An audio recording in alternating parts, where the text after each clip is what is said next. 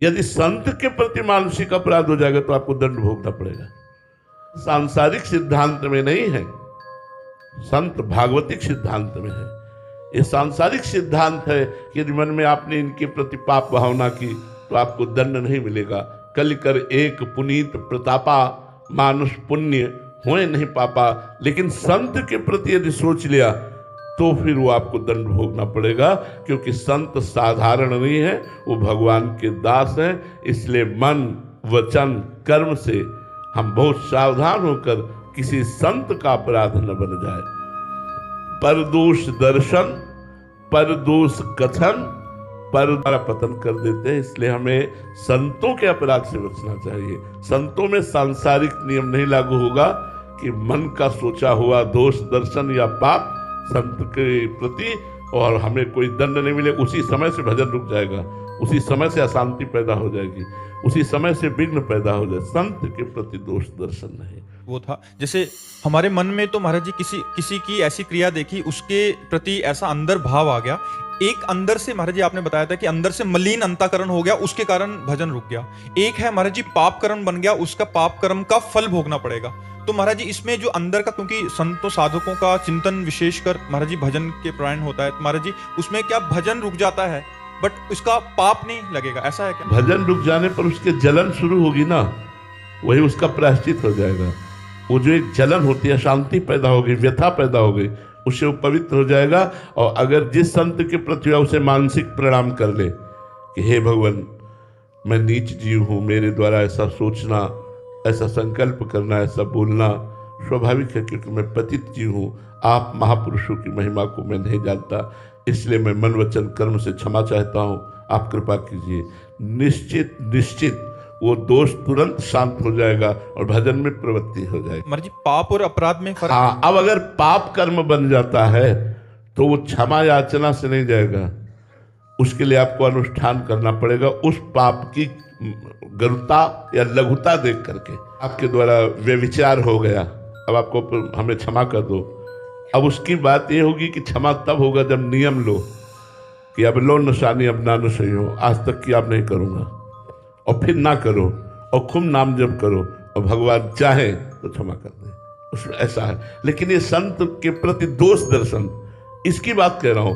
अगर आपने निंदा कर दी तब तो उसके चरणों में जाके गिरना पड़ेगा और उससे क्षमा याचना मांगनी पड़ेगी। अगर कहीं उसका दिल दुखा दिया, अशांत कर दिया, वही प्रसन्न होकर क्षमा कर सके, अन्यथा नहीं। बड़ा सूक्ष्म अपराध है संत अपराध, बड़ा सूक्ष्म अपराध, इसकी बड़ी सूक्ष्मता से चर्चा की गई है। इसलिए हमें लगता है हम वेश मात्र को भगवान का स्वरूप माने, तो वेश मात्र के चरणों में दंडवत करें। वो जो करेंगे वो भगवान जानते हैं, लेकिन हमें अपने भाव पवित्र और अपनी साधना और अपने हृदय को निर्विकार करने के लिए सब संतों की चरण धूलि की ही वंदना करनी चाहिए। सब संतों में है। जैसे गर्मी पड़ती है तो सबको लगती है, चाहे संत हो चाहे असंत हो। सर्दी पड़ती है तो सबको लगती है, चाहे संत हो चाहे असंत हो। ऐसे हम माँ के गर्भ से पैदा हुए हैं। भूमि परत भा ढाबर पानी, तिम जीव ही माया लपटानी।